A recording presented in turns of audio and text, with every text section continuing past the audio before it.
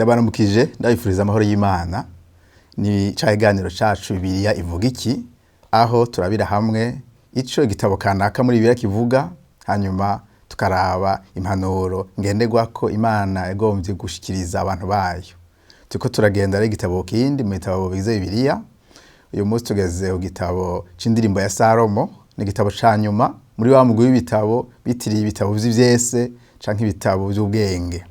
Twarabonye ko ari ibitabo bitanu, Yobu, Zaburi, Imigani, Umusiguzi hamwe n'igitabo kivuga indirimbo ya Salomo. Iki gitabo rero ni igitabo utanguye kugisoma kimeze nk'ikizazanye gatoya. Abanyeshuri bamwe ko ndigisha bavuze bati nico gitabo kubera kicaje muri Bibiliya, kubera kirimwo amajambo tutamenyereye, kirimwo amajambo nibaza dakunzwe no kusigurwa ku misi ya Mungu, kubera ukiravye neza ni igitabo kigenewe gusigurwa cane cane mu mahugurwa abantu bariko barategura kubaka ingo zabo hamwe n'abamaze kubaka ingo zabo. Rero nk'akarorero hari amajambo utangura gusoma ugashibaza uti mbega ibiriko biravugwa n'ibiki. Reka nk'akarorero gatoya kuri ayo majambo yerekana ko vy'ukuri igitabo c'indirimbo ya Salomo kiratandukanye n'ibindi bitabo warumenyeye gusoma, aho ibindi bitabo wumva ngo kuniko ragize canke ngo ukaza wumva amabwirizwa Imana itanze naya n'ibindi. Mugabo ngaha n'amajambo Salomo abarira umukunzi wiwe, abarira umugeni wiwe w'umunya Shuneymukazi. Reka ntanga akarorero gatoya imbere yuko mbandanya, yerekana ko ari amajambo atandukanye nayo twara dusoma mu bindi bitabo. Nk'akarorero somye igabane ca 4 n'igabane c'8 niho ubona ingene Salomo ariko arabwira umukunzi wiwe avuga ngo uri mwiza mukunzi wanje, nta gasembwa ufise. Hanyuma no igabane c'8 naho nyene hagaruka amajambo nkamwe nayo. Rero nagomba rero ngeni donido kubijanye n'igitabo, ninde yacanditse ryari, hanyuma yacandikiye bande. Uwacanditse ni Salomo, nkuko nari nabivuze, ni Salomo yacanditse akiri muto, yacanditse donda ingene ubukwe bwiwe canke amezi yiwe ya mbere y'ubukwe ngene yagenze, cyane cyane avuga urukundo rwari hagati yiwe n'umukunzi wiwe. Amajambo ari mu gitabo, muri kino gitabo kigabane ca 3:11 niyo twereka ko vy'ukuri igitabo umwanya wa mbere kiro kiravuga ku bugeni, kiro kiravuga kuri ubuzima bw'abubakanye mugabo mu misi ya mbere y'urugo. 3:11 niyo havuga ingene mama wa Salomo atumirira abantu kuza mu bukwe bw'umuhungu wiwe Salomo. Havuga ngo amajambo y'ubutumire bwo kuza gutaha ubukwe bwa Salomo. Yemwe bakobwa b'i Yerusalemu b'i Siyoni, nimusohoke murabe umwami Salomo arafise urugori yambitswe na nyina ku munsi w'ubukwe bwiwe, niwo munsi w'umunezero w'umutima wiwe. Aya n'amajambo ari ngaha muri iki gitabo c'indirimbo ya Salomo 3:11 yerekana ikirere canke ibivugwa muri kino gitabo. Aha tubona ubutumire ingene mama wiwe atumiye abantu ko hariho ubukwe bwa Salomo ko bushitse. Hanyuma kindi umuntu yovuga abo yandikiye ni bande. Igitabo Salomo yacanditse avuga urukundo rwari hagati yiwe n'umukunzi wiwe n'umugore wiwe. Hanyuma ni indirimbo yandikiye Abisirayeli bagenzi biwe ingene nabo bakwiye kugaragaza urukundo hagati yabo bubakanye. Hanyuma reka rero tugende idonido turabe aya majambo ico atwigisha uyu munsi. Nkuko nabivuze, igitabo c'indirimbo ya Salomo kidonda ni kiganiro kiri hagati ya Salomo n'umugeni wiwe uwo wise umunyashuramukazi. Usomye 6:3 niko bamwita, mugabo yari umufiance wiwe. Hanyuma ni biraboneka ko yarakira amezi ya mbere y'ubukwe bwiwe, kubera amajambo abwirana n'amajambo y'urukundo n'amajambo aryoshe.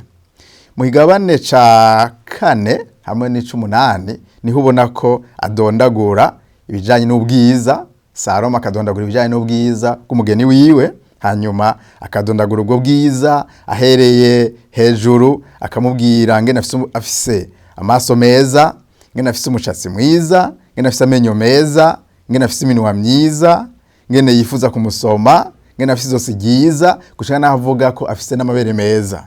Mu by'ukuri ayo n'amajambo atavugirwa ahari hose, atabwirwa uwo ari we wese.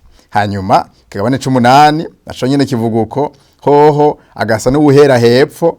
Urabona ko ubwa mbere igice ca 4 yahera hejuru avuga umushatsi atera amanuka, mugabo aha hoho ahera hasi avuga ngene uturenge kumukunzi wiwe ari twiza, akavuga amaguru yiwe, akavuga umukondo, akavuga izosi, amabere n'ibindi, akavuga umushatsi.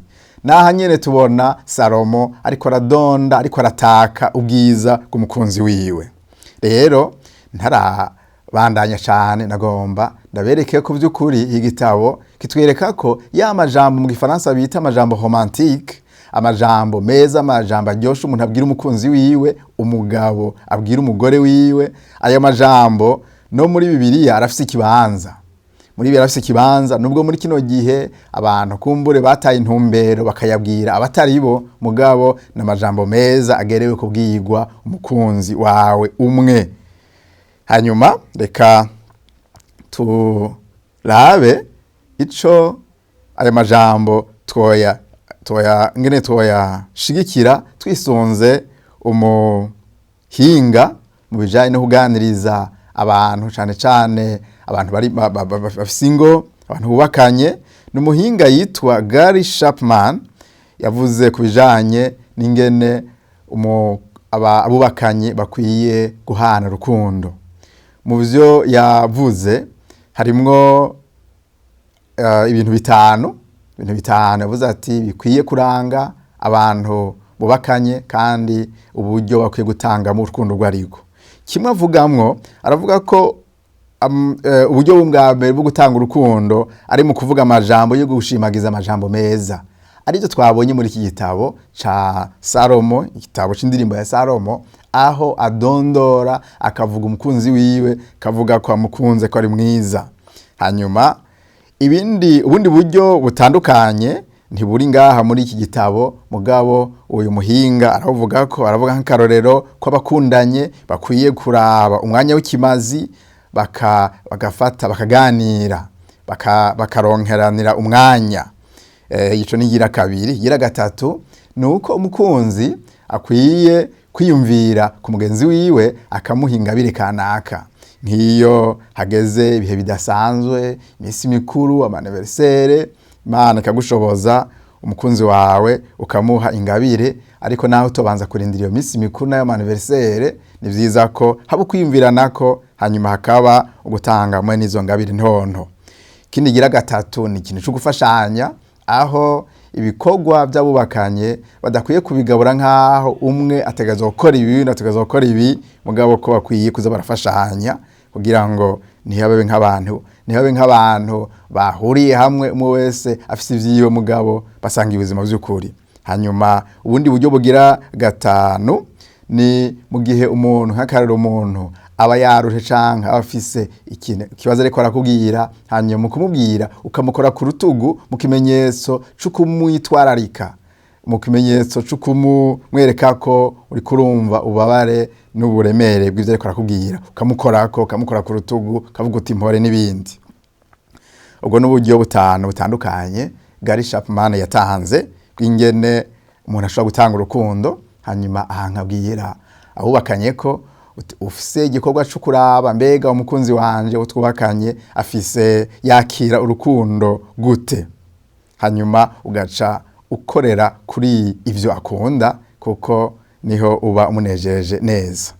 Igitabo rero nko nabivuze cerekana urukundo ruri hagati y'abubakanye, cerekana ngene bakwiye kubwirana amajambo y'urukundo, amajambo meza. Cyo gituma nababwiye nti ku mwanya wa mbere igitabo ntigikunzwe gusoma mu makoraniro yo kwa Mungu, kubera habakoraniye abantu b'imigwi itandukanye, habakoraniye abana, habakoraniye abakiri bato, habakoraniye abantu bakuze, hakoraniye abatama, abatamakazi n'abandi. Rero usanga aya majambo hariho umugwi kanaka atumbereye, by'ukuri atumbereye abariko barategura ingo zabo, kubakana hamwe n'abamaze kubaka izabo. None aya majambo by'ukuri ariko aratwigisha iki muri kino gihe? Aya majambo, inyigisho ya mbere ikomeye dusangamwo nuko Imana igomba ko urukundo hagati y'abubakanye ruguma ruvomererwa. Urukundo rukavomererwa n'ihiganiro, urukundo rukavomererwa n'amajambo meza. Birababaje kubona abantu bubakanye, abantu babana, abantu basezeranye mu miryango, bagasezerana imbere y'Imana, bagasezerana muri leta, mugabo bakagera igihe bakahukana, bagatangura kubwirana amajambo mabi, amajambo aremereye. Oyaye, iki gitabo kikwereka ko umukunzi wawe uw'Imana yaguhaye uhamagariwe kumubwira amajambo meza, amajambo amutera intege, amajambo agaragaza ubwiza bwiwe, amajambo agaragaza ikimazi akumariye. Hanyuma iyo ni inyigisho ya mbere ikomeye cyane. Hanyuma kuri iyo nyigisho nyene ikomeye cyane, nagomba ncenerekana ngene muri kino gihe ubwo rukundo rwamaze gutosekara. Ubwa mbere hoho, igihe Salomo yariko arabwira umukunzi wiwe, ariko aradondagura akabwira umukunzi wiwe ngene amukunda, akavuga amajambo nkoramutima ati ufise umushatsi mwiza, ufise amaso meza, ufise izosi ryiza, ufise umukondo mwiza, ufise amabere meza. Ayo n'amajambo umugabo abwira umugore wiwe. Mugabo muri kino gihe murazi ko hariho akaga kateye mw'isi, aho hasigaye haba gushingira ubukwe hagati y'umugabo ku yundi. Uriko uraraba ivyo bintu vy'iki gihe bitanguye kwinjira mu bihugu bimwe bimwe, ukaraba n'aya majambo ubona urutonde rw'Imana bararuhishije. Nta kuntu na kumwe umugabo ku wundi yo mubarira ngo ufise ibi mpejeje kudondagura uriko urabwira umugabo mugenzi wawe. Nibaza ko ata mugabo yobwira mugenzi wiwe ngo ufise amabere meza. Oyaye, ayo n'amajambo abwirwa abubakanye, ayo n'amajambo abwirwa abakunzi. Hanyuma bakunzi basezeranye isezerano ryo kwabirana. Hanyuma ikindi ni ingene muri kino gihe ingo zitatana, ingo hari ukwahukana, ugasanga by'ukuri urukundo rwari hagati ya Salomo n'umukunzi wiwe ugasanga ntago turiko turabona muri kino gihe. Rero aya majambo aratwereka ko urugo ari ibango Imana yatanguje kuva kera, kandi yageze ko kubakana biba hagati y'umugabo n'umugore. Ibi turiko turabona muri kino gihe nakaga, nibihe vyanyuma, nibihe biteye ubwoba.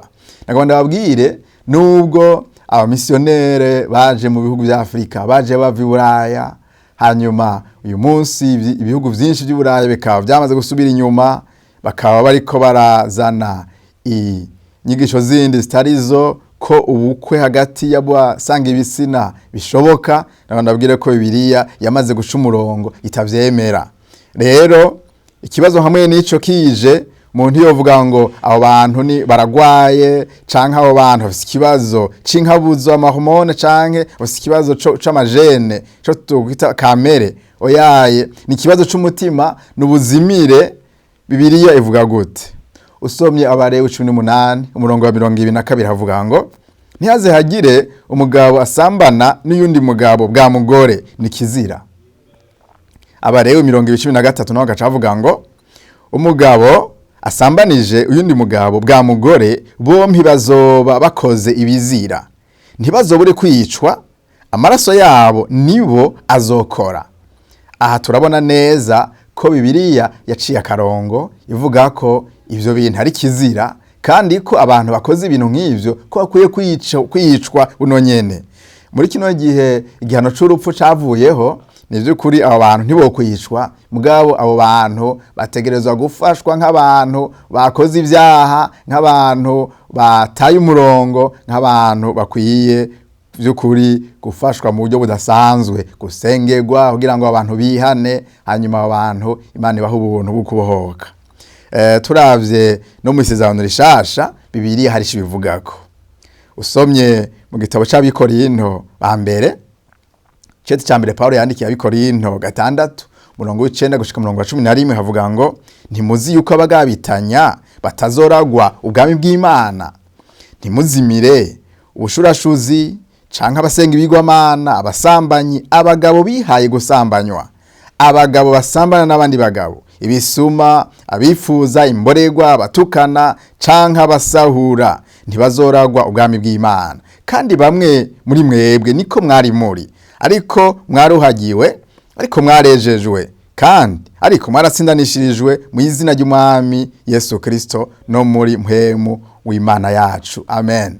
Aha muri kino gitabo c'Abikorinto tubona Pawulo abandikiye abibutsa ingene abantu bakora ivyaha nkamwe nibi baba barataye umurongo badashobora kuraga ubwami bw'Imana. Hanyuma Pawulo ababwira ngo bamwe muri mwebwe niko mwari mumeze. Tumvikana ko abo bantu bashobora guhinduka, abantu bashobora kwihana, abantu bashobora gufashwa, Imana ikahindura imitima yabo, Imana igahindura bigumbagumba vyabo, hanyuma bakagira ubukwe bumeze neza. No mu gitabo c'Abaroma naho nyene harabivuga, Abaroma 1:26 gushika 28 havuga ngo nico catumye Imana ibaheba ngo bipfuze ivyonona, kuko abagore babo bahinduye ukundi ico imibiri yaremewe bayikoresha ico itaremewe, kandi n'abagabo nuko baretse kugirira abagore ivy'imibiri yabo yaremewe, bashuha babengukana, abagabo bagirira abandi bagabo biteye isoni, kandi mu mibiri yabo bahabwa ingero zikwiranye no kuzimira kwabo. Kandi nkuko banse kumenya Imana mu mitima yabo, niko Imana yabahevye ngo bagire imitima yakahebwe bakore ibibabereye. Imana utabare. Aha muri kino gitabo c'Abaroma bitweretse ko iyo umuntu ibintu avyihaye agahanurwa ntiyemere ko bishobora gushika hagera igihe Imana ikamuheba, hama uyo muntu akazoba kurandurwa ibihe bidashira.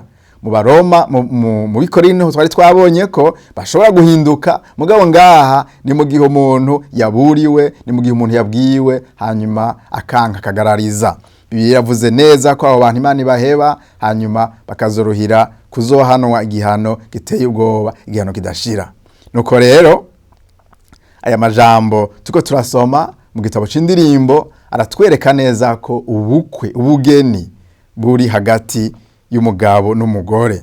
Salomo arabivuga, ariko aravuga ku mukunzi wiwe amajambo y'urukundo. Ego aravyerekana ngaha 6:3, ndi umukunzi wanje, umukunzi wanje nuwanje. 8:6 naho akavuga ngo kuko urukundo rufise inkomezi nk'urupfu, imbeya zago ni nk'imbeya z'umuriro, n'urubeya rw'inkazi. Urukundo rero bana ko ari rudasanzwe, kwerekana ko vy'ukuri urukundo hagati yabubakanye rurakomeye, rwarekwiye kubahirizwa, kandi ni hagati y'umugabo n'umugore. Nagomba rero nje kugice gira kabiri c'insiguro y'aya majambo. Ni vy'ukuri aya majambo aratweretse ko ubugeni hagati yabubakanye bufise bifise ico bivuga ko, hanyuma najya amajambo abubakanye babwira na y'urukundo na nyene Bibiliya ifise ico yavuga ko. Bibiliya yaranezererewe, Imana yaranezererewe ko umugabo abwira umugore wiwe amajambo meza, amajambo y'urukundo, kandi Imana yaranezererwa iyo umukenyezi ariko arabwira umugabo wiwe nawe nyene ko amukunda. Iyo ni inyigisho ya mbere ikomeye. Hanyuma inyigisho igira kabiri nza kubabwira inyigisho zitatu hanini. Inyigisho igira kabiri nuko igihe cose Imana yavuga ubucuti buri hagati yayo n'Abisirayeli, yabugereranya n'ubucuti buri hagati y'umugabo n'umugore. Rero aya majambo mu buryo bw'impwemu aratwereka urukundo Imana ifitiye Abisirayeli. Uriko urasoma mu Isezerano rya Kera biravuga neza ko ihanga rya Isirayeli ari ubonye n'Imana yihishuriye kugira ngo kindi gihe bazohishurire, bazokwigisha n'imahanga kubaha Imana. Rero uriko uraraba igitabo, uriko uraraba urukundo Imana yakunze Abisirayeli, ubona ari rugereranywa n'ihi gicapu c'umugabo n'umugore. Reka ndaguha akarorero k'amajambo yo muri Hoseya. Nkababwira ko Hoseya ari igitabo cerekana ingene Imana yakunze Abisirayeli nubwo bagomye bayihemukira, nubwo bagumye bayivanga n'ibindi bigwamana. ndababwira ko rijya bwirizwa rya mbere rivuga ngo ndohoraho Imana yawe yakuye mu gihugu cya Egiputa, ntukagire izindi mana ubangikanya. Ijambo ryerekana ko Imana ari Imana ifuha, itagomba ko umuntu ayibangikanya n'iyindi. Rero kujya umugabo n'umugore bategezwa kubana mu bwizigirwa, atanumwe ahemukira uyundi, niko n'Imana yari yageze ko Abisirayeli bumvira Imana ntibayivange n'izindi. Reka ndabasomere amajambo yerekana ingene Imana yabona Isirayeli nk'umugeni wayo, nk'umugore wayo. Birivuga ngo muri Hoseya 2:19 gushika 20 havuga ngo, kandi nzokwikwerera ubu wanje ibihe bidashira, mbere nzokwikwerera mu bugororotsi, mu kuroranya, mu kugira neza no mu mbabazi. Ni koko nzokwikwerera mu kuba umwizigirwa, nawe uzomenya jewe Uhoraho. Aya majambo y'ugukwa, aya majambo y'ukumenya, ijambo rivuga ngo nzokwimenyera jewe uzomenya jewe Uhoraho, n'amajambo yinjiye, n'amajambo y'urukundo yerekana ingene Imana ari umukwe, hanyuma Isirayeli kaba umugeni, kuko niho havugwa ibintu vy'ugukwa. Hoseya 13:14 naho nyene avuga ngo nta yindi mana nimwe mwari muzi atari jewe, kandi nta wundi mukiza atari jewe. Imana iriko iravuga urukundo, Imana iriko iravuga ubwizigirwa bwategeza kuba hagati y'Abisirayeli, nayo irerekana ko ari ubwizigirwa budashira. Rero Isirayeli n'Imana ni igicapo gikomeye cyane c'urukundo c'ubumwe kigaragazwa hano mu isi n'umugabo n'umugore. Hanyuma reka ntange iyindi nyigisho igira gatatu iri muri aya majambo. Umuntu yogarukira gusa mu ngo zacu, umuntu yogarukira gusa mu Bisirayeli, mugabo ikindi gicapo kidasanzwe cerekana urukundo ni urukundo ruri hagati ya Kristo n'ishengero.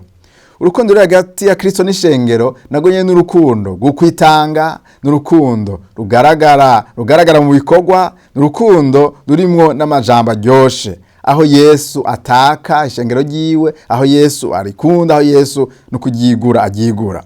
Nagomba dusoma amajambo ari mu gitabo c'Abanyefeso yerekana ko Bibiliya yemera ko urukundo ruri hagati y'umugabo n'umugore, Imana ivuga ko ari gicapo c'urukundo ruri hagati ya Kristo n'ishengero.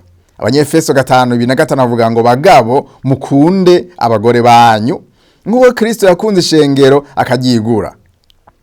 Aya majambo arerekanye neza ko uru rukundo tuko turasoma ngaha rutwereka canke ruca turungika kuri rwa rukundo Yesu yakunze ishengero akagigura.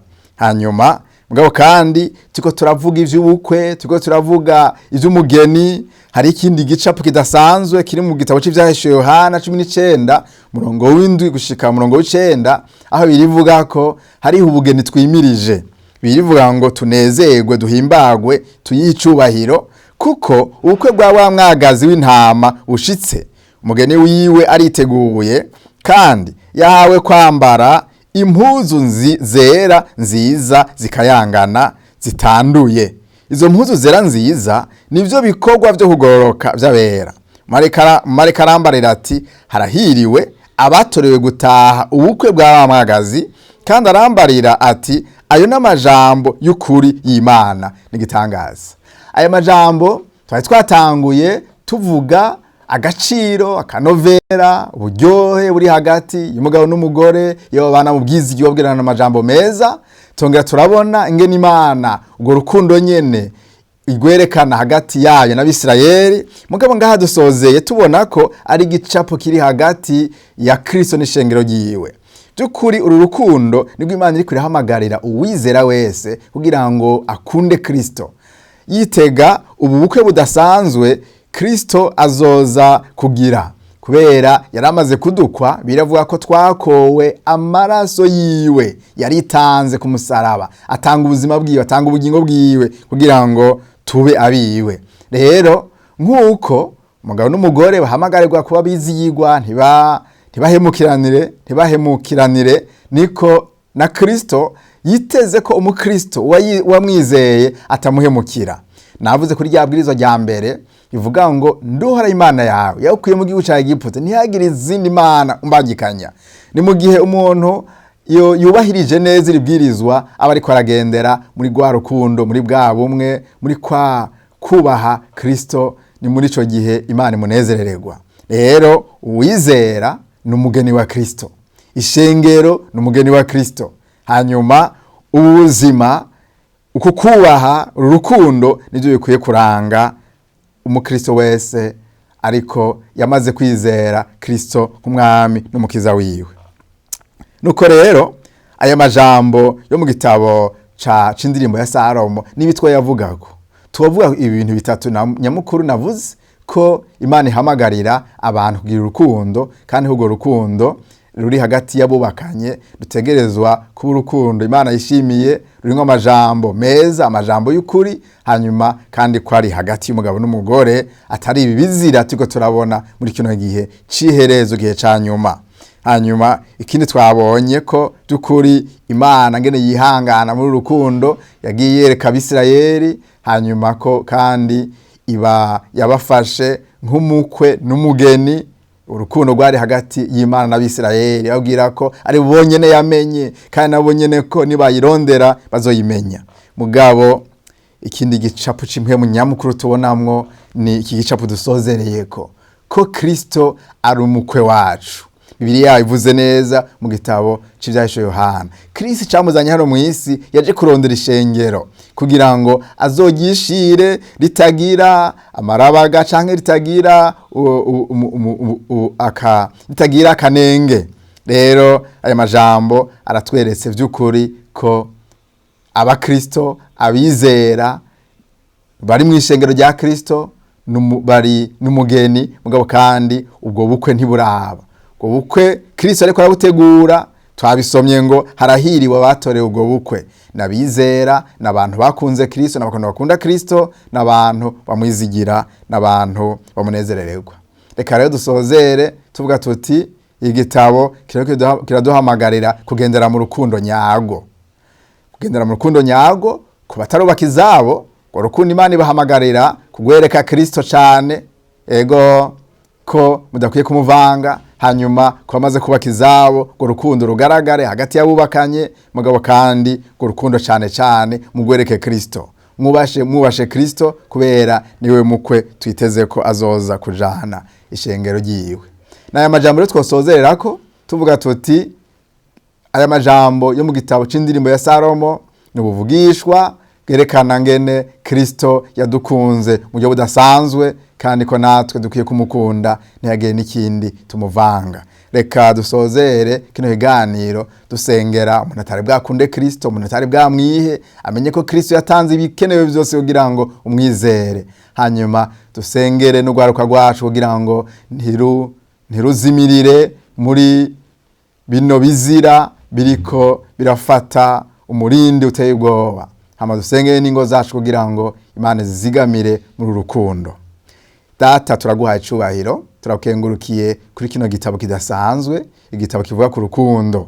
Twabonye ko ari igitabo kitwereka urukundo rw'abubakanye, Mana, kandi ko ari hagati y'umugabo umwe n'umugore umwe.